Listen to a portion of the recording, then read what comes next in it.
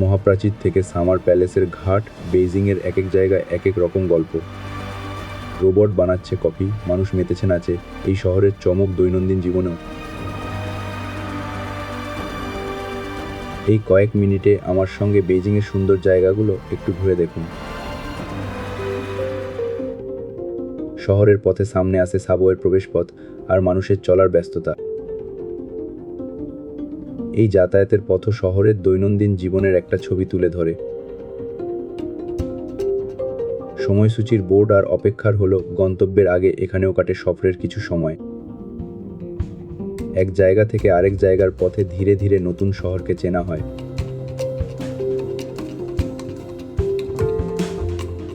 ব্যস্ত শহরের পাশে এই সবুজের মাঝে চারপাশটা বেশ শান্ত মনে হয়। গাছপালা আর হাঁটার পথে মানুষ নিজের মতো করে সময় কাটাচ্ছেন। এই দল বেঁধে নাচে দেখা যায় একসঙ্গে আনন্দ করার সহজ একটা ছবি। এমন সাধারণ মুহূর্তেও শহরকে কাছ থেকে চেনার একটা সুযোগ পাওয়া যায়।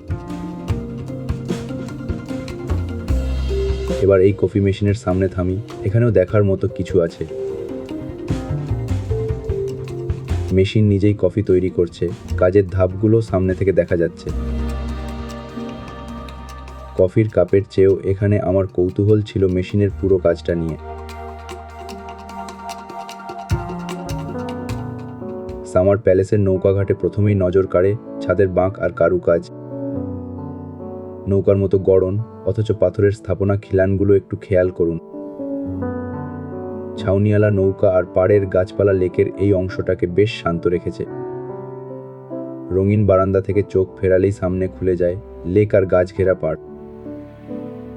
ছাদের নীল সবুজের মাঝে সোনালি নকশা, প্রতিটি অংশই কাছে এসে দেখার মতো। লাল দেয়াল, সবুজ দরজা, ধূসর ছাদ রঙের এই মিলটাও মনে থাকে। এই পাথরটার ভাঁজ আর ফাঁকগুলো দেখুন, এক এক দিক থেকে এক এক গড়ন। গাছের ডালপালায় যেন ছবির ফ্রেম, তার মধ্যে লেক আর দূরের দ্বীপ। একটার পেছনে আরেকটা ছাদ, মাঝে লাল দেয়ার স্থাপত্যের স্তরগুলো এখানেই চোখে পড়ে। উপর থেকে তাকালে ছাদের পরে সবুজ, তারপর আরও দূরে শহরের রেখা। দূরের সেতুর খিলানগুলো জলের ওপর পাশাপাশি একটা না একটা রেখা টেনেছে। এই শান্ত জল আর রঙিন ছাদ ছেড়ে এবার চোখ ফেরাই পাহাড়ের মহাপ্রাচীরে।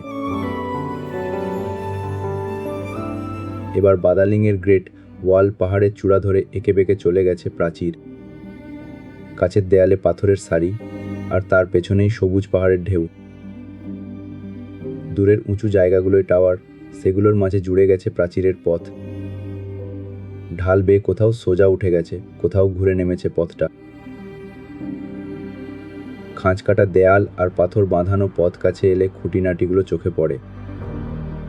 কাছে দর্শনার্থীদের ভিড়, তার ওপারেই খোলা আকাশ আর পাহাড়ের বিস্তার। কাছের টাওয়ার থেকে চোখ সরালেই পেছনে পাহাড়ের একের পর এক স্তর। ওই দূরের বাঁকটা খেয়াল করুন, সবুজের আড়াল থেকে প্রাচীর আবার বেরিয়ে এসেছে। চেনা ছবিটা এবার সামনে, তবু নিজের চোখে দেখে বিস্ময়টা নতুনই লাগে। মেঘলা আকাশের নিচে দূরের পাহাড়গুলো একটার পেছনে আরেকটা ফিকে হয়ে গেছে। মহাপ্রাচীর বলতে দেয়ালটাই মনে আসে, কিন্তু এই পাহাড়গুলো ছাড়া ছবিটা অসম্পূর্ণ। কথা না বাড়িয়ে এবার পাহাড়ের ওপর দিয়ে প্রাচীরের পথটা শুধু অনুসরণ করি।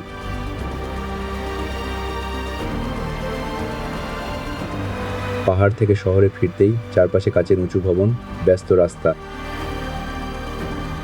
কোথাও সোজা কাচের দেয়াল, কোথাও ভবনের মাঝখানেই বড় একটা ফাঁক। একটার সঙ্গে আরেকটা মিলে ভবনগুলো শহরের আকাশরেখাকে আরও বৈচিত্র্যময় করেছে। এই সফরে বন্ধুদের সঙ্গে কাটানো সময়টুকু সুন্দর স্মৃতি হয়ে থাকবে। দোকানপাটের সামনে মানুষের আনাগোনা, এই পথে হাঁটলেই শহরের ব্যস্ততার টের পাওয়া যায়। অন্ধকার নামতেই ভবনের গায়ে আলো, উঁচু জানালাগুলো দূর থেকেও চোখে পড়ে। আলোর মধ্যে ভবনের কৌণিক গড়নটা রাতের আকাশের সামনে আরও স্পষ্ট। দিনের প্রাচীর আর সবুজ থেকে রাতের শহর, এক সফরেই কত রকম ছবি। আপনার কাছে কোনো জায়গাটা সবচেয়ে ভালো লেগেছে কমেন্টে অবশ্যই জানাবেন। আমার সঙ্গে বেইজিং ঘুরে দেখার জন্য ধন্যবাদ। আবার দেখা হবে নতুন কোথাও।